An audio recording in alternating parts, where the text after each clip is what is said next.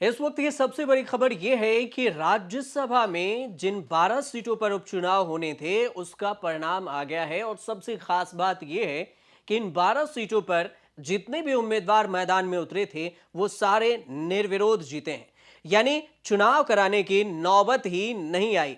आपको सभी राज्यसभा की 12 सीटों पर जो उपचुनाव हुए थे उन पर निर्विरोध जो चुनकर जीते हैं उनके नाम पहले बता देते हैं। सबसे पहले बीजेपी, आपको बता दें कि एक राउंड से कि बीजेपी के 9 उम्मीदवार उतरे थे, कांग्रेस के एक थे, एनसीपी के अजीत पवार एक और राष्ट्रीय लोक मोर्चा के एक उम्मीदवार की जीत हुई है। मतलब ये कुल मिलाकर 12 उम्मीदवारों की निर्विरोध जीत हुई है। कोई किसी के अगेंस्ट में किसी उम्मीदवार को खड़ा नहीं किया गया। इस लिस्ट में, कांग्रेस के लिस्ट में अभिषेक मनु सिंघवी भी हैं जिनकी खूब चर्चा हो रही थी तेलंगाना से, जिन्हें राज्यसभा से खड़ा किया गया था और उन्हें टिकट दिया गया था।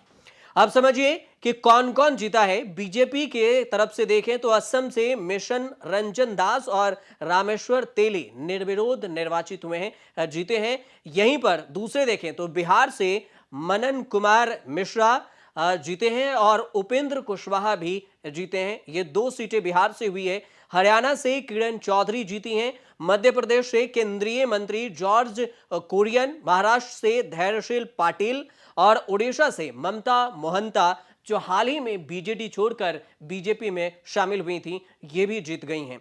राजस्थान से रवनीत सिंह बिट्टू और त्रिपुरा से राजीव भट्टाचार्य जीत गए हैं। कांग्रेस के अभिषेक मनु सिंह भी तेलंगाना से जीते हैं। जिस बात की चर्चा पहले से थी कि अभिषेक मनु सिंघवी को कांग्रेस तेलंगाना से भेजेगी क्योंकि उनके वफादारी का ये एक तौर से इनाम भी होगा। हिमाचल प्रदेश से जो अभिषेक मनु सिंघवी पिछली बार खड़े हुए थे लेकिन क्रॉस वोटिंग की वजह से उनकी हार हो गई थी, लेकिन इस बार राज्यसभा निर्विरोध चुनकर जीत गए हैं।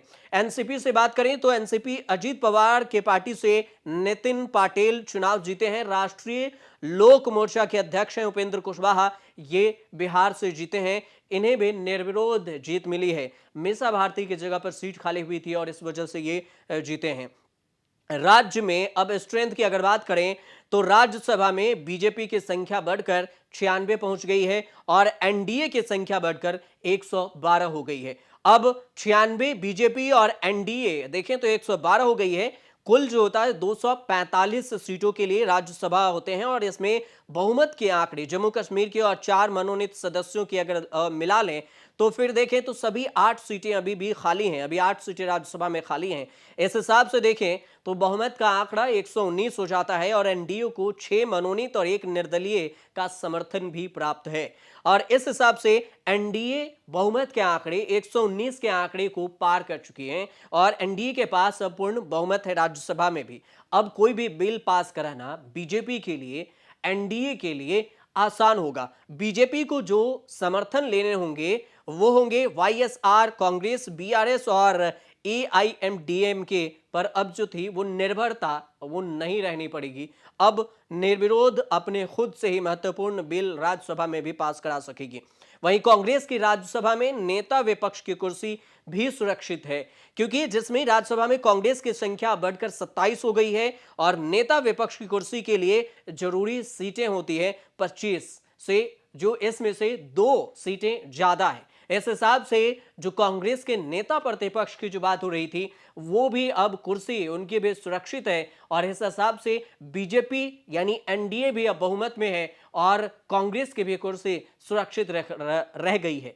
तो देखें इस हिसाब से तो 12 जो राज्यसभा के उपचुनाव थे, राज्यसभा के सीटों पर उपचुनाव, उसमें से ये सबसे खास बात देखें तो अभी तक के जो परिणाम सामने आए हैं हाल फिलहाल के 2-3 साल में, पहली बार ऐसा है कि जितने भी उम्मीदवार मैदान में उतरे उन सभी ने निर्विरोध जीत दर्ज कर ली है। यह सबसे बड़ी बात है। यहां तक कि बिहार से 2 उम्मीदवारों की खूब चर्चा हो रही थी, मनन मिश्रा और उपेंद्र कुशवाहा की। उपेंद्र कुशवाहा जब काराकाट लोकसभा सीट से हार गए तो उसके बाद बीजेपी की तरफ से और एनडीए की तरफ से सवाल उठा कि आखिर उपेंद्र कुशवाहा को एनडीए क्या कोई समर्थन देगी। अब एनडीए ने विचार किया और फिर बिहार से उपेंद्र कुशवाहा को राज्यसभा भेज दिया। राज्यसभा में मैदान में उतारा मनन मिश्रा और फिर उपेंद्र कुशवाहा उतरे, लेकिन दोनों के दोनों जीत गए। वहीं दूसरे कैंडिडेट जिनके खूब चर्चा रही वो रही तेलंगाना से जो रेवंत रेड्डी के हाथों में कमान था कि अभिषेक मनु सिंघवी को राज्यसभा भेजा जाए, और अभिषेक मनु सिंघवी भी इस बार निर्विरोध जीत गए हैं राज्यसभा में। तो देखिए, राज्यसभा में अभिषेक मनु सिंघवी भी पहुंच ही गए।